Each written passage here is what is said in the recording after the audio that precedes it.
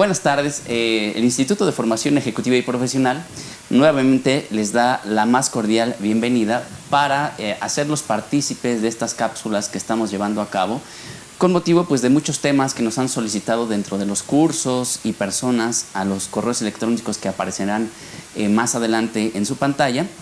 Y el día de hoy pues me complace tener como invitada a una persona pues altamente capacitada en el tema y orgullosamente maestra de la Facultad de Contaduría y Administración de la UNAM. Me refiero a la contadora pública certificada y maestra Carmen Karina Tapia Iturriaga. Ella pues bueno es contadora pública certificada, tiene una maestría en finanzas por parte de la UNAM, tiene una maestría en Innovación y Desarrollo Empresarial por parte del Instituto Tecnológico de Estudios Superiores de Monterrey. Es certificada en finanzas por parte del Instituto Mexicano de Especialistas en Finanzas y del Instituto Mexicano de Contadores Públicos. Cuenta con diversos diplomados y seminarios nacionales e internacionales y actualmente está cursando el doctorado en alta dirección. Ha ocupado diversos cargos directivos y gerenciales en diversas empresas e instituciones, tanto en el sector público como en el privado. Es integrante de los consejos técnicos y académicos para el examen de ingreso a licenciatura, Ceneval, y elaboradora y revisora de reactivos para también este examen único de certificación que lleva a cabo el Ceneval. Es conferencista en temas contables, financieros y fiscales dentro y fuera también de la República Mexicana.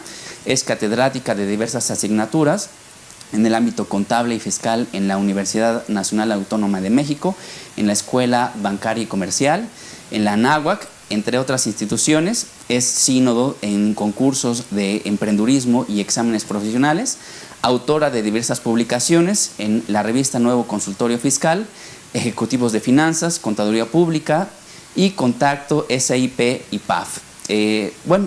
Sin más preámbulo, pues me complace, maestra, que nos acompañe el día de hoy a platicar de un tema pues más que interesante, necesario para los contadores, para el empresario que pues todos los días lleva a cabo operaciones y surgen dudas, surgen modificaciones y hay que estar al pendiente. Me refiero al tema de la contabilidad electrónica y pues en realidad la contabilidad, platicábamos fuera de escena que la contabilidad debe de ser una sola y no dos, como en ocasiones pues creemos que debemos de llevar una contabilidad contable, una contabilidad fiscal.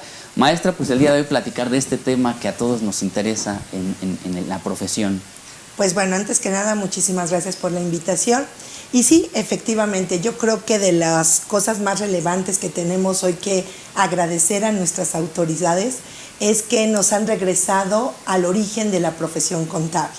Nos han regresado a lo que son los registros contables, las balanzas, la creación de estados financieros y con ello, a través de igual de una resolución miscelánea, es que ahora obligan a que los contribuyentes, al momento de subir ahora su información a lo que se refiere a la parte del portal, pues tendrán que basarse en cualquier norma que les sea aplicable, ya sea las normas de información financiera, que prácticamente es el que estaremos utilizando más del 80 o 90% de las empresas aquí en México, así como también igual algunas que tendrán que utilizar la norma internacional de información financiera o en su defecto la parte del US GAAP o cualquier otra información que corresponde en el ámbito contable que le sea aplicable a la entidad a la que se esté llevando a cabo.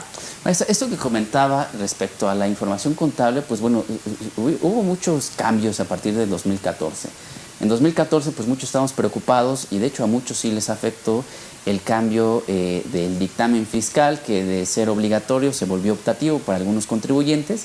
Algunos pues perdieron gran cartera de su trabajo porque pues su mayor parte del trabajo era dictaminar, pero llega esta nueva, este nuevo modelo, déjeme decirlo así, porque en realidad no es un nuevo modelo, en el que pues tenemos que aplicar una normatividad contable, la que nos sea aplicable para efectos de subir la contabilidad a la página del SAT.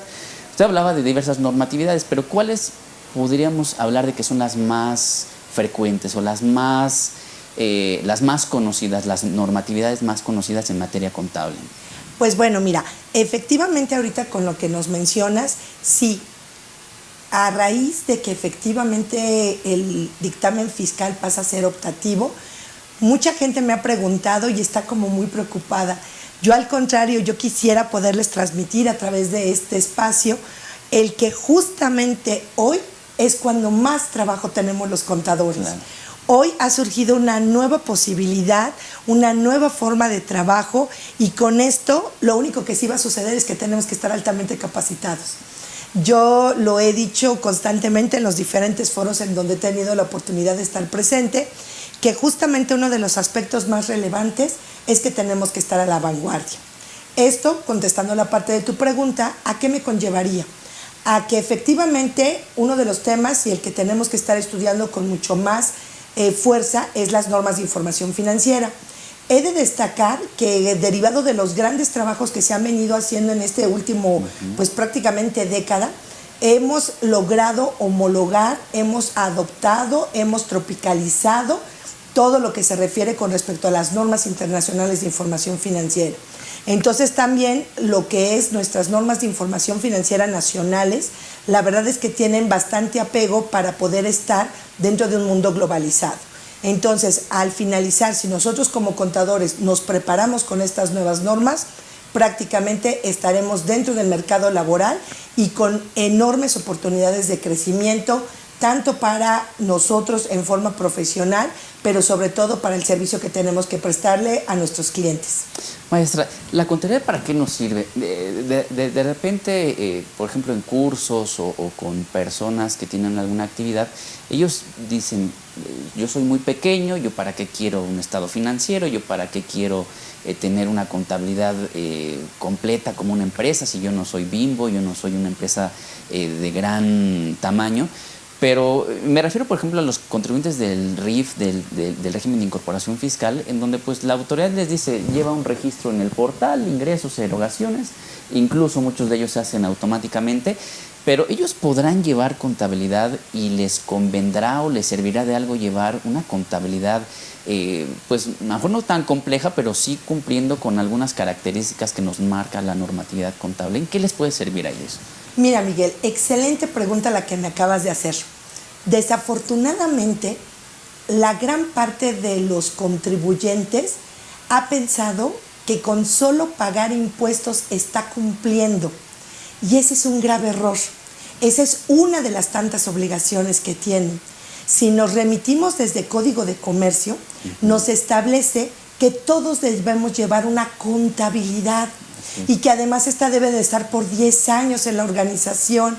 Y si así empezamos a hacer el análisis de la Ley General de Sociedades Mercantiles, del Código de Comercio, obviamente el propio Código Fiscal de la Federación, encontramos que en todos los lugares nos señalan hay que llevar contabilidad.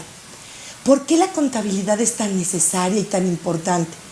Déjame decirte, las empresas están preocupadas por pagar impuestos, cuando su preocupación sería cómo generar ingresos, riqueza en mi negocio.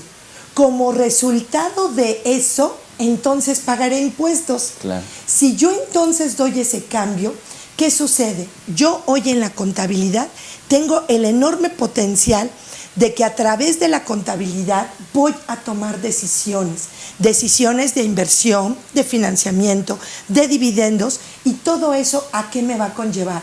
A que justamente la empresa pueda crecer. Los grandes consorcios no están preocupados si hay o no que pagar. Claro, hay que pagar lo justo, de acuerdo a lo que establezcan las leyes y las normas. Pero lo más importante son cómo voy a crecer, cómo voy a generar riqueza. Eso solo se puede ver a lo largo de los estados financieros. Los estados financieros te gritan qué está pasando en tu organización, si estás manejando administrativamente bien la empresa, si de una u otra forma tus costos de ventas se están elevando, son correctos, están bien determinados. Nos está gritando si efectivamente tienes problemas de cartera, de cobranza, de manejo de inventarios. Todo eso lo gritan los estados financieros, pero desafortunadamente el resto de los contribuyentes normalmente dice, solo te hacen 2 preguntas cuando van a darte todos sus papeles. Es, ¿salió impuestos a pagar? Sí. ¿Es lo menos? Y Y es lo único que les preocupa, Claro. cuando la realidad es que si ellos pudieran explotar lo que les dice su información financiera, verían el enorme potencial Claro. para crecer como negocio. Para dónde pueden ir, qué pueden hacer. De repente es muy frecuente, por ejemplo, tomar decisiones incorrectas cuando no tenemos información. Platicabas un tema, por ejemplo, muy importante, en qué momento determinar si una empresa es capaz o no de distribuir dividendos. De repente el socio llega y dice, pues yo vendí, yo facturé, yo sé que hay dinero en la caja y me llevo tal cantidad. Y resulta que eso que se llevó es algo que frecuentemente denominamos capital de trabajo, y al otro día que regresa y quiere comprar y quiere seguir vendiendo, pues ya no puede porque se llevó todo el dinero que estaban ocupando para la operación. Entonces todo esto pues nos ayuda esta información que generamos. Es correcto, Miguel. Fíjate que una cuestión sumamente significativa es que la información, y como lo decimos, es contabilidad financiera. No se diga en el caso particular con el ejemplo que acabas de mencionar, que es desafortunadamente la mayoría de los contribuyentes en México confunden lo que es la caja del negocio con la caja personal. Afortunadamente, ahora con todo esto de los FDIs y con todas estas nuevas disposiciones, van a tener que entrar en regla acerca de lo que tienen que hacer. Pero sobre todo, retomando, también ¿para qué me sirve la contabilidad? Para establecer controles internos. Cuando yo no tengo la capacidad de medir, no tengo la capacidad o de saber que voy por un buen camino, o hacer un alto y corregir lo que hice mal. Claro. La contabilidad para eso me sirve. La contabilidad, en el momento que yo puedo empezar a hacer comparativos, cifras, analíticos, revisiones, en ese momento, y no me estoy refiriendo a auditorías, de manera general, revisando la propia balanza de comprobación, donde me empieza a manejar los históricos, qué cuentas son las que estoy utilizando, en dónde me estoy enfocando, cuáles son mis principales gastos, en dónde puedo abatir, las cosas empiezan a cambiar.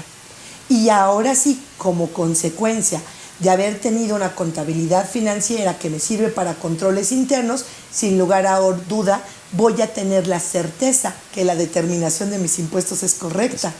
Porque ya no tengo la duda de ¿lo cobré o no lo cobré? ¿Está pagado o no está pagado?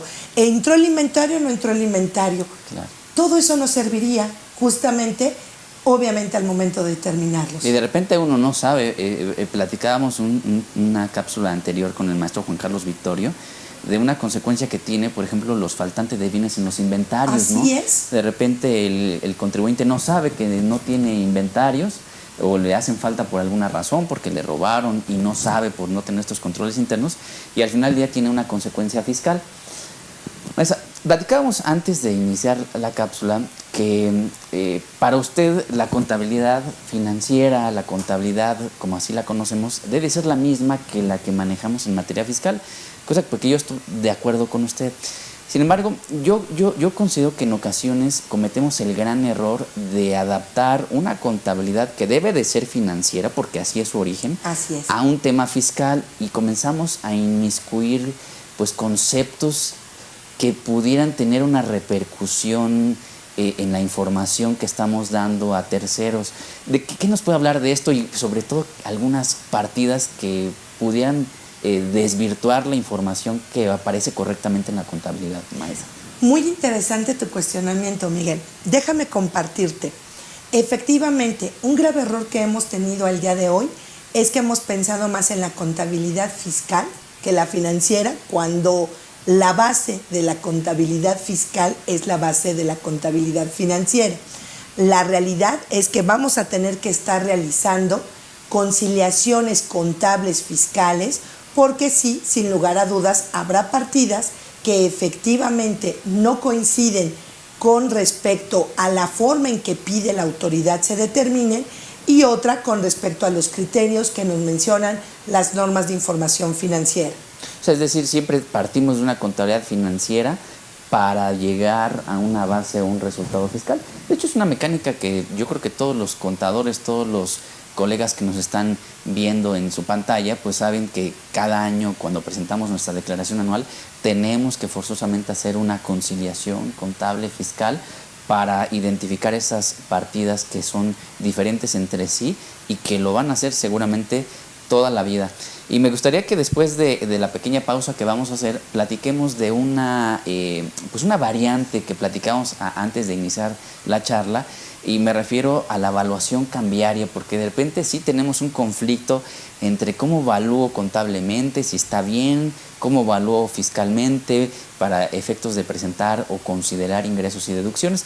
Entonces, pues vamos a hacer una pequeña pausa y continuamos con el tema.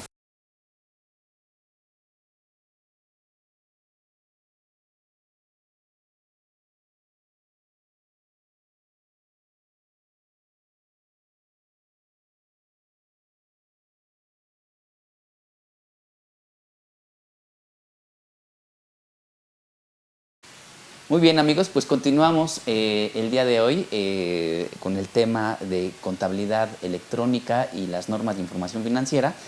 Y pues bueno, nuevamente me complace decirles que nos tenemos como invitada especial a la maestra Karina Tapia Iturriaga, quien bueno es maestra de la Facultad de Contaduría y Administración de la UNAM, entre otras universidades. Y bueno, quedábamos en que íbamos a platicar después de esta pequeña pausa de unas variantes que existen entre la contabilidad financiera y lo que tenemos que hacer en materia fiscal. No quisiera decir que hay una contabilidad fiscal, pero hablemos de temas fiscales. Y uno de ellos, y que nos causa mucho problemática, duda, es el tipo de cambio. En materia fiscal resulta que las leyes nos señalan que tenemos que utilizar un tipo de cambio, ya sea al de adquisición o al que se haya o al tipo de cambio publicado en el Diario Oficial de la Federación. Pero en cuanto a la normatividad contable, ¿cuál es el que yo debo de aplicar? ¿O habrá uno diferente? Es correcto. Con respecto a la parte contable, yo tengo la oportunidad, dependiendo de la NIF en particular a la que me esté refiriendo, voy a mencionar en este ejemplo lo que se refiere a la C1, que es efectivo y sus equivalentes en moneda extranjera. Yo tengo la posibilidad de registrarlo a tipo bancario, spot, ventanilla, interbancario, puedo registrarlo a tipo de cambio corporativo. Tengo también igual la posibilidad de hacer una cobertura de riesgos y entonces tomar el tipo de cambio de la cobertura de riesgos que estoy haciendo. Y entonces, como podemos ver, ahorita, desde el punto de vista financiero, puedo tener al menos casi 4, 5, 6 alternativas para seleccionar el tipo de cambio que voy a utilizar para hacer mi registro contable inicial y posterior. Como bien lo señalas, ¿qué va a pasar? De acuerdo a las disposiciones fiscales, solamente me reconocen como único tipo de cambio oficial, pues el que justamente señala la autoridad, ya sea a través del Diario Oficial o también en la página del SAT, como normalmente lo consultamos. Entonces, ¿qué va a suceder? Obviamente voy a tener diferencias. Claro. Esas diferencias serán parte de esa famosa conciliación que tendré que estar haciendo. Tengo que conciliar y no es necesario que yo, para efectos financieros, utilice el mismo tipo de cambio para efectos fiscales. No, fíjate que eso que acabas de señalar, me gusta mucho, sobre todo comentarlo con nuestros televidentes. La realidad es que nosotros los contadores, por cierta comodidad, utilizamos, si la autoridad dice que el Diario Oficial de la Federación, entonces ¿para qué utilizo el interbancario? Claro. Si la autoridad me dice que la depreciación debe de ser esta tasa, ¿para qué utilizo otro método de depreciación? Si la autoridad igual me señala, y entonces todo el tiempo estamos viendo, ¿para qué? Para evitarnos esa situación. Sin embargo, déjame comentártelo, en una empresa en la que estuve, justamente el utilizar el tipo de cambio, en este caso corporativo, ayuda mucho. ¿Por qué? Porque la empresa tiene operaciones en Japón, en Inglaterra, tiene igual operaciones en Alemania, en España. En el momento que el corporativo asigna un único tipo de cambio, eso ayuda a la agilidad del registro contable con las operaciones. A homologar toda la operación. Claro, por supuesto. Independientemente que después, para efectos fiscales, yo tenga que determinar las diferencias a las que haya lugar. Sin embargo, como control interno otra vez, vuelve a funcionar la contabilidad para que yo en todas mis sucursales, o en este caso igual la matriz o el holding, con todas mis subsidiarias, podamos tener información de la misma índole. De repente sí, me ha tocado casos en donde pues llegan preocupados porque dicen, es que yo he manejado un tipo de cambio, o me obligan a que maneje un tipo de cambio que ni lo veo en el diario oficial, ni en el banco, me lo dicen que lo ocupe, pero yo no sé si estoy bien, pero en realidad es una práctica que tiene su validez, tiene su soporte, Así es. pues, no jurídico ni legal, pero su soporte financiero en las normas. Así es correcto. Ahí nos dice utilizar el tipo de cambio de que igual indica en la parte de la compañía. Claro, se supone que tiene que haber una lógica con respecto al valor razonable del tipo de cambio que estamos usando.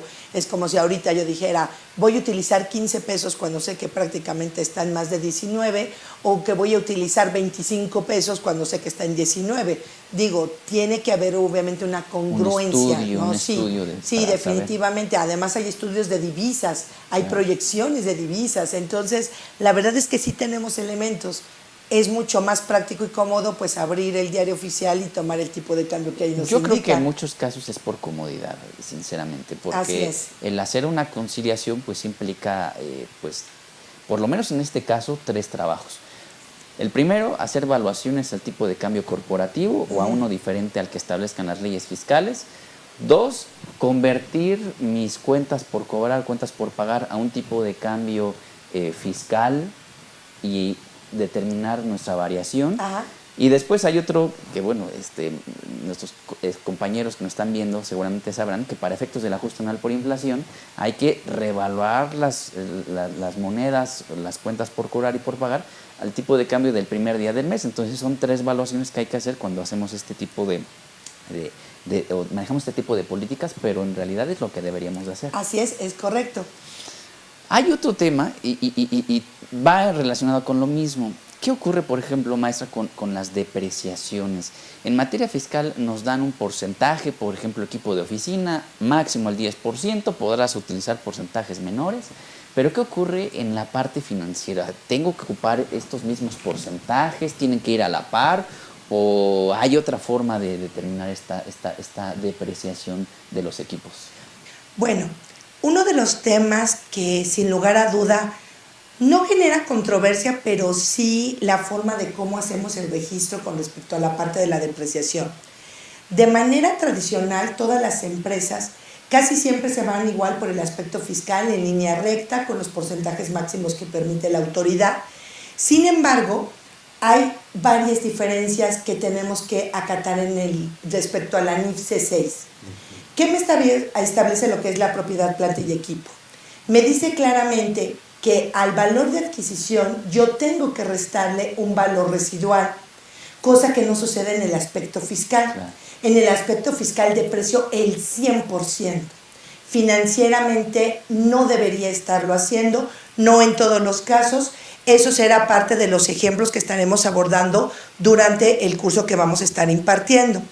Voy a ponerlo con un ejemplo para que esto sea mucho más claro para nuestros televidentes.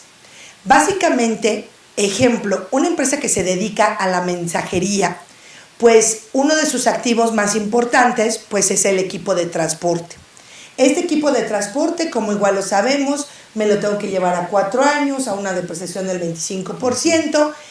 ¿Y qué sucede? La realidad es que a veces esa empresa en un solo año ya recorrió 100,000 kilómetros. ¿Qué sucede? Cuando tengo un auto que ya recorrió 100,000 kilómetros, la vida útil del bien ha terminado. Claro. Y entonces, ¿qué sucede si yo financieramente soy esa empresa y veo que mi activo ya perdió su valor? Puedo empezar a tomar mejores decisiones financieras, desde reinversión, claro, separar igual de las utilidades para la adquisición del activo. A lo mejor puedo buscar otra alternativa e irme por la parte, no sé, puede ser arrendamiento, porque a lo mejor el desgaste se lo dejo a la empresa que me arrendó y yo no lo estoy absorbiendo. A lo mejor igual en un momento dado puedo decir, ok, fiscalmente me voy a tardar 4 años, pero financieramente yo sé que hoy mi activo ya no tiene valor en el mercado. ¿Por qué? por justamente este desgaste físico que ha sufrido.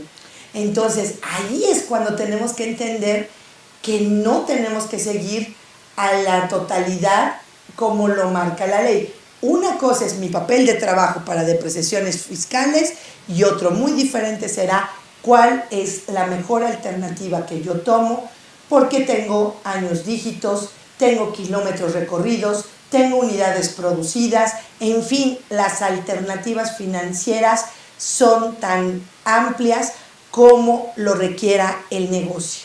Incluso puede ocurrir al revés, que en nuestra información financiera, que la hicimos en realidad contable, tenemos activos fijos que ya están totalmente depreciados y todavía están funcionando o todavía tienen un valor en el mercado con el que se pudieran de alguna manera realizar. Entonces, el adaptarnos al tema fiscal pues sí tiene consecuencias financieras para tomar decisiones. Es correcto. Maestra, hablaba hace un momento también fuera del aire de los postulados. Hay diversos postulados que tenemos en la contabilidad, pero hay algunos que varían respecto al tema fiscal. ¿Qué nos puede hablar al respecto de estos postulados? Sí, de manera general, prácticamente los postulados se encuentran integrados dentro de lo que se refiere la NIF A2, en donde básicamente nos señalan estos 8 postulados bajo los cuales toda transacción, transformación interna o cualquier otro evento que ocurra dentro de una organización tienen que basarse los registros contables con base a estos postulados. Sin lugar a dudas, una de las cuestiones que tenemos que tomar de mucha más bien relevancia y que es muy necesario que nuestros televidentes conozcan y que quede claro el tema, es que habrá 2 postulados en particular que sí van a generar cierta, yo creo que la palabra correcta sería diferencia de criterio con respecto a cómo se registra para efectos fiscales y para efectos contables. Me estoy refiriendo en primer lugar a lo que es el postulado de evaluación. Para efectos de las cuestiones fiscales, ellos reconocen la evaluación como el valor de adquisición o el valor de la factura y ese es el valor con el que yo registro la operación. Para efectos de las normas de información financiera, tengo valor nominal, valor de mercado, valor neto de realización, tengo lo que es el valor presente de lo que es la parte de mis cuentas por cobrar, tengo diferentes formas de llegar a esa evaluación y por ende eso va a generar que pueda existir esa diferencia entre la parte financiera y la parte fiscal. Lo voy a poner con un ejemplo. A partir de lo que es el 1 de enero del 2018, todos deberemos evaluar las cuentas por cobrar y aquellas que por su relevancia lo impliquen de corto plazo a valor presente. ¿Qué quiere decir esto? Que si yo tengo una cuenta por cobrar en 3 años de 5 millones de pesos, yo tendría que traerla a los pesos del día de hoy de 2016 y entonces a lo mejor de esos 5 millones solamente vale 4.500.000. ¿Qué va a pasar? Ese es un registro contable y estoy cumpliendo con las disposiciones que señalan los postulados. ¿Qué va a pasar fiscalmente? ¿Voy a poder tener cuentas por cobrar por 4.5 millones y no por 5? Claro que no. Tendré que tener ese papel de trabajo en donde claramente se evidencie que es una cuestión contable y una cuestión fiscal. No es recuperación de cartera, es traerlo a valor presente. Y no darle efecto. Incluso la norma fiscal también en alguna parte de la ley pues señala que, por ejemplo, la revaluación de activos pues no tiene o no da lugar a un ingreso acumulable y de repente estamos preocupados que si hago una evaluación contable y va a incrementar resultados y tengo que acumular el ingreso, en realidad no tiene nada que ver con lo fiscal. Así es correcto. Otro de los postulados que justamente pues nos lleva a esta situación de diferencias con respecto a lo fiscal y lo contable es el postulado de sustancia económica. ¿Por qué? Porque el postulado de sustancia económica, en términos generales, me establece que debe de prevalecer el aspecto contable sobre el aspecto jurídico. ¿Ya qué nos vamos con esto? Que me dice, si un activo es adquirido por una empresa pero otra es la que hace el uso goce. La realidad es que quien tendría que hacer las erogaciones, los gastos, sería la otra empresa y no la que se supone lo tiene en adquisición. Cuestiones bien interesantes. Hemos venido cubriendo algunas cuestiones con los famosos contratos de comodato. Eso es lo que iba ahorita, me llegó, la verdad fue el primerito que me llegó a la mente el famoso contrato de comodato, que yo creo que ahorita cualquiera que no tiene un domicilio fiscal, más bien tenga su domicilio fiscal en un establecimiento local que no es de su propiedad, seguramente lo va a ocupar porque, por ejemplo, ahorita la normatividad fiscal establece que cuando tú no tienes la propiedad de un inmueble, cuando hagas un aviso de cambio de domicilio, tienes que demostrarle a la autoridad por qué razón no tienes la posesión y no la propiedad. Y el primero que se ocurre hacer, de comodato. Así es correcto. Entonces, este tipo de situaciones son las que tendremos que estar entendiendo. Y la realidad es que siempre han estado ahí. Claro. Tenemos muchos años, pero lo hemos dejado pasar. ¿Por qué? Porque hemos estado más preocupados por la cuestión de la determinación del impuesto. Sin embargo, ¿qué creen? Hoy cuando tengamos que subir nuestra balanza de comprobación, esa balanza de comprobación tiene que estar hecha con base en un código agrupador. Claro. ¿Y qué creen? El código agrupador está hecho con base en NIF. No hay una sola NIF que no esté aplicada en ese código agrupador. Todas las incluyen. Todas. ¿No?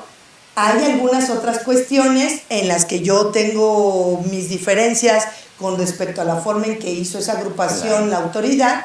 Sin embargo, pues obviamente de eso se trata, de formarnos un criterio, claro, ¿no? Pero el conocer las NIFs o la normatividad contable que nos es aplicable, pues nos va a ayudar a tener menos dudas en cuanto a la asignación de códigos agrupadores en nuestros catálogos, porque ha sido un tema desde 2014 pues bastante acentuado entre los colegas. ¿Qué le pongo?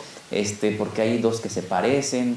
Entonces es correcto. Un gran problema. Sí, por eso le digo, hay varias discrepancias que hay en este famoso código agrupador. Hay un dicho que dice, pide y se te dará. El enorme problema es que los contadores dijimos, con 75 cuentas no voy a poder registrar, pues ahí te van 1064. Y entonces, hoy tengo que aprender de esas 1064 cuáles le aplican a mi entidad. Claro. Porque también están, pero no todas me corresponden. Así es. Pero eso solamente lo podré saber si sí conozco las normas de información financiera. Maestra, un tema bastante interesante. Le agradezco que haya estado el día de hoy con nosotros. Me complace también saber que va a estar con nosotros impartiendo un taller relacionado con las NIFs, enfocado a un cumplimiento fiscal. Y también pues hacerles mención que la maestra Carmen Karina Tapia Iturriaga pues es autora o coautora también con el maestro Arturo Morales Armenta de un libro que me parece espléndido, genial para nuestros compañeros contadores que desean pues adaptarse a esta nueva modalidad de contabilidad que le han denominado electrónica. Es un caso en donde tienen y encontrarán casos prácticos, se ven aspectos financieros y fiscales. Está elaborado por la maestra Carmen, que es una especialista en temas de normas de información financiera, y el maestro Arturo Morales Armenta. Y pues bueno, se los recomiendo ampliamente para que puedan ustedes adquirirlo. Es una edición publicada por la Facultad de Contaduría, si no mal recuerdo. Y pues bueno, maestra, le agradezco que haya estado el día de hoy con nosotros y compartiendo parte de sus conocimientos, e invitar a todas las personas que nos escuchan a que pues asistan al taller que va a impartir la maestra que inicia el próximo 13 de julio. Tiene una duración de 15 horas y pues bueno, en donde estará abordando pues prácticamente estos temas y otros adicionales que tenemos que conocer como contadores. Así es correcto. Maestra, pues muchas gracias y le agradezco que haya estado aquí con nosotros el día de hoy. Al contrario, un placer y me dará mucho gusto verlos próximamente.